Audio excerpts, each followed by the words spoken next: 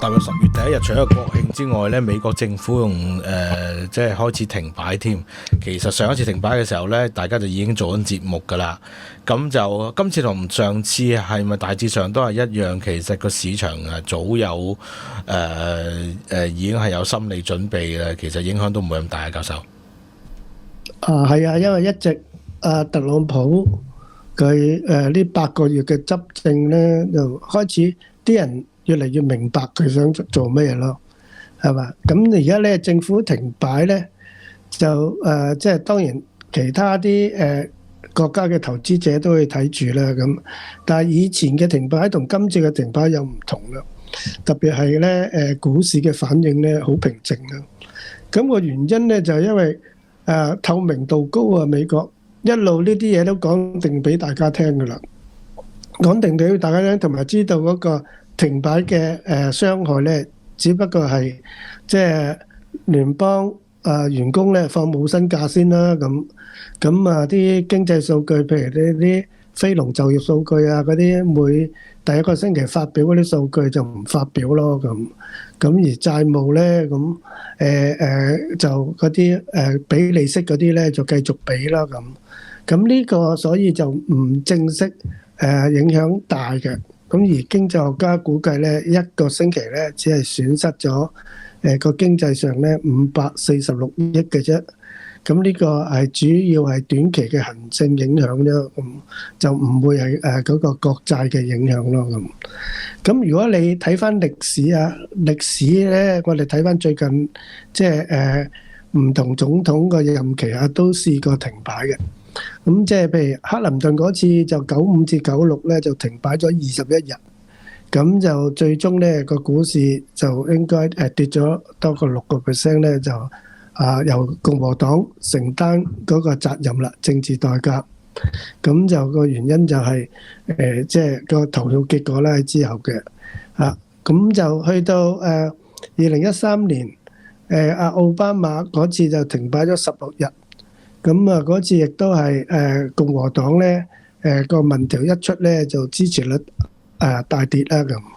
咁就今次咧之前咧就喺特朗普第一任期咧都停擺咗35日咁就喺1819年嗰陣時係歷史最長嘅記錄嚟㗎啦。嗱，咁以往咧就都有啲驚恐嘅，咁而家咧就係睇翻以往呢幾次咧都係先驚後忘啦，即係忘記咧，就係咧，即係個個都到投票嘅時候咧，如果隔得遠咧，即係譬如好似今次咁隔得遠咧，係隔成一年先至投票啊嘛。所以咧，如果影響個股票咧，少之又少啦。你見到即係都唔夠1%咧，即時短期走勢咧就只係有呢個少少波動啦。長期咧都係要睇個經濟基本面咯。咁我哋諗翻點解喺共和黨咧喺三權在手，即係由行政、參議院、眾議院三權在手都會俾佢停擺咧？咁第一就係參議院雖然佢多咗1-2票，但係咧佢唔足夠票數咧可以有門檻撥款通過。咁所以咧，佢要60票咧先至有機會咁啊。咁與其你民主黨唔同嘅合作，咁加上咧共和黨裏邊咧啲激進派咧都希望能夠加大削減嗰個開支。咁溫和派就係即係希望避免啦。咁但係都係唔夠票數喺眾議院嗰度咧通過咯。咁所以咧就索性咧即係將嗰個話語權喺你行政嘅總統度啊嘛，咁你白宮咧就會將呢一樣嘢咧塑造成你民主黨阻撓佢啦。咁數會咁樣計咧，咁喺白宮即係喺貝森特領導底下嗰個財政部，咁佢都會同市場喺華爾街嘅溝通好密切噶嘛。咁我相信佢亦都估到咧，而家雖然冇人講話美股係即係到頂，但係咧已經係偏離好多指標啦。咁個個都識得去防禦美國嗰個即係股票咧可能隨時會跌落嚟。咁所以咧呢個咁嘅停擺咧就可能被佢哋政府即係領導政府嘅共和黨咧利用啦，利用將提早咧個股票咧可能會有一個即係較深度嘅調整啦。咁呢個較深度嘅調整可能講緊10% 啊咁就可以足以咧即係緩和翻而家個升勢，然後咧將個調整咗之後咧出年再部署過咯。咁所以咧嚟緊咧，如果佢嗰個停擺咧比較耐啲嘅話咧，咁你咧就要擔心嗰個調整會深啲啦。咁如果我哋引用奧巴馬嗰次咧，嗰個 S&P 咧就跌4%嘅，今次咧只係1%咧。個原因就係奧巴馬咧停擺嗰16日咧就涉及到咧債務違約啊。咁因為冇息俾嘅嗰陣時，咁今次就唔會咯。咁所以今次唔會咧，就投資市場咧就一啲都唔關我事係嘛。咁所以咧市場先會好冷靜咯咁。因為今次只係撥款咧嗰個爭議啫嘛。咁呢啲我哋唔熟啊嘛，咁所以咧就冇辦法講究竟佢爭議棘喺邊度啦。咁但係個大勢咧就係因為今次冇違約嘅機會，上一次咧奧巴馬2013年就有債務違約嘅機會啦，所以先至上一次咧嗰個波動大好多咯。咁嗱，如果你要譬喻嘅話咧，2013年嗰次咧就係等於咧如果你用銀行危機嚟譬喻下，咁你咧就2013年嗰次咧銀行就話即係被傳出咧連存戶咧想攞錢都冇錢俾咯。今次咧只不過咧即係你去銀行攞錢咧就一定有錢俾只不過銀行咧個效率低就排長龍啫咁。咁所以咧上一次嘅投資者因為驚冇錢攞咧就嗱嗱聲咧走資啦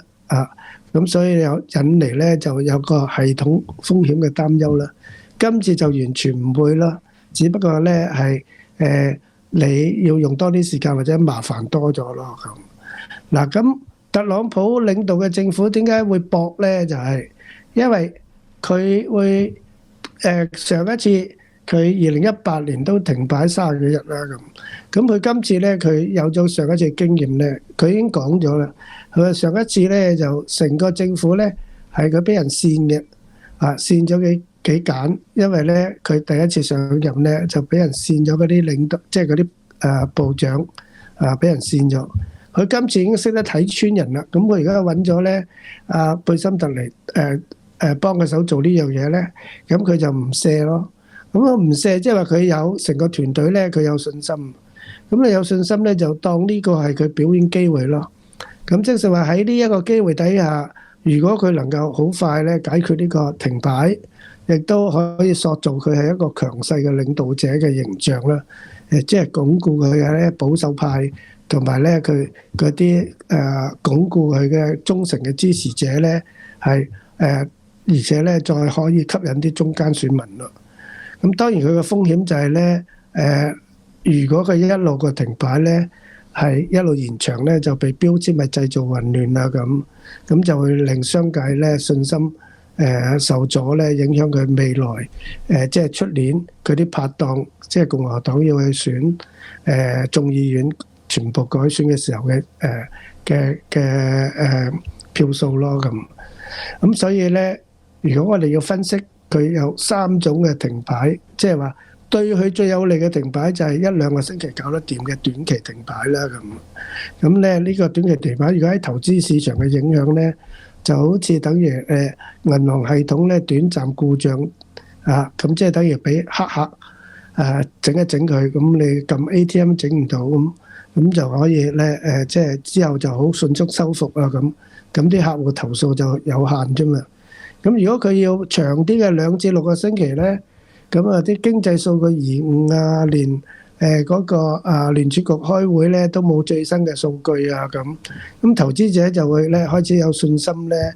動搖咧，咁股市嘅波動會加大啦。就等於如果你用銀行嚟講，銀行系統咧幾日都恢復唔到，咁啲客戶梗係開始咧擔心咯咁。咁如果最差嘅咧，就係佢會失分最多，就係停擺超過咧6個星期啦，因為仲長過佢上一次。如果係咁樣嘅情形底下咧，佢就會嚴重打擊嗰個經濟增長咧，咁市場咧自然就會大幅下跌㗎啦。咁如果有咁嘅情況出現咧，咁啊正話我哋分析過，可能佢係阿貝森特有心去造就呢樣嘢咧，等嗰個而家好高位嘅股票咧做一個深度嘅調整，方便佢哋咧下年度咧去追翻嘅時候咧埋到位嘅咧就可以咧有興奮嘅局面啊嘛，即係啲投資者。咁呢個咧我哋唔知啊，不過我哋一路嘅要觀察住咯。咁所以喺整個停擺嘅過程咧，今次嘅時段咧就係介乎，我覺得咧會長過2個星期噶啦。咁會唔會再長過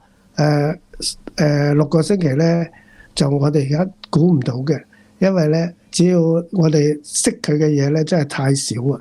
咁所以咧共和黨嘅政治風險咧，就係佢哋自己內部咧會去檢討究竟停耐啲係咪咧將啲衰嘢抌晒俾民主黨去孭咧咁所以如果係因為今次最主要嘅堅持就喺共和黨呢邊啊嘛，咁如果佢能夠擺得平嘅，而能夠咧將佢嘅堅持納入個正軌咧，咁佢呢一鋪咧就贏晒噶啦咁當然如果太過耐嘅時候，佢就要去平衡翻佢啲黨友喺未來眾議院嗰個選舉嗰度咯咁所以睇嚟咧，成個局咧就共和黨咧就控制晒㗎啦。咁因為咧佢又係總統，又係行政機構，而佢咧立法機構裏邊亦都係即係佔咗 majority。咁所以咧即係變咗佢嗰個預計咧，同埋佢自己嘅目標咧，同我哋投資者可能有背離嘅。個背離就係話佢要個調整係咪特登製造一個更大嘅調整？到今日我哋都係未知道啦咁但係佢托住佢個股市嘅支持點，話佢會繼續上升咧，就係啲 AI 嘅科技啦，AI 科技走勢啊，利率政策嘅變化啊，經濟嘅啲數據啊，會唔會係指示係一個即係輕微嘅衰退啊，定係更大嘅衰退啊？呢啲先至係即係重點咯咁啊，整體嚟講都係每個星期嘅經濟損失都係546億啫。咁而喺而家2至3% 嘅經濟增長基礎上邊咧，咁啊換嚟咧短期得1% 嘅呢個消息嗰個上落1個消息嘅呢個消息嘅1% 嘅波動咧，係喺佢哋預計之內咯。咁即係話短期咧，市場對呢件事嘅冷靜反應咧，就係佢哋計咗落去嘅啦。咁啊，主要將由短期能夠拖幾耐咧，就係會影響佢哋自己政府要製造呢個不確定性，係愛嚟咧幫助佢哋政治上共和黨嘅選舉有幾多咯咁啊，每一次都最終梗係解決到啦，因為呢啲係國內嘅事啫嘛。咁啊，但係我哋了解到咧，呢啲調整咧係一啲不確定性引起嘅，就唔係一啲轉方向嘅。所以真正咧，美國而家嗰個全世界嘅最重要嘅未來即係軍事戰略就係 AI 啊，同埋啲芯片咧，佢哋幾乎咧已經係控制晒嗰啲最主力嘅公司咯咁呢個會令佢哋保持個經濟增長動力啊。咁啊，只要即係佢繼續進一步可以喺嗰個世界個秩序裏邊咧，特別係喺俄烏戰爭啊個秩序裏邊能夠解決到咧，咁就對而家個美股嗰個市場嘅波動咧，仲係可控嘅範圍裏邊咯咁我哋會密切留意住咧，即係佢究竟要拖幾耐啦咁，而拖幾耐咧就係喺公眾喺停擺上邊咧，嗰啲民意係趨向咧將算落邊個政黨上咧，係會有好大嘅好大嘅指標嘅。咁就同埋嗰啲經濟數據能唔能夠及時可以咧即係公佈咧，令聯儲局有更多嘅重要數據咧去決定佢即係11月底嗰個會咧會唔會即係再減多啲息啊咁。咁呢個先至係對股市嘅最重要嘅影響咯。咁啊，多謝大家一路跟到嚟呢度睇啦。咁就你請你不撳個 like 啦，同埋咧有機會考慮加入我哋嗰個Patreon 啦。咁嗱呢一集咧啲聲線唔好咧，就係因為我矇咗啦。因為有感冒啦，咁亦都咧走咗上去呢隻眼嗰度啦。咁啊，所以咧有大細眼啊咁。咁多謝大家一路對我哋嘅支持啦，拜拜。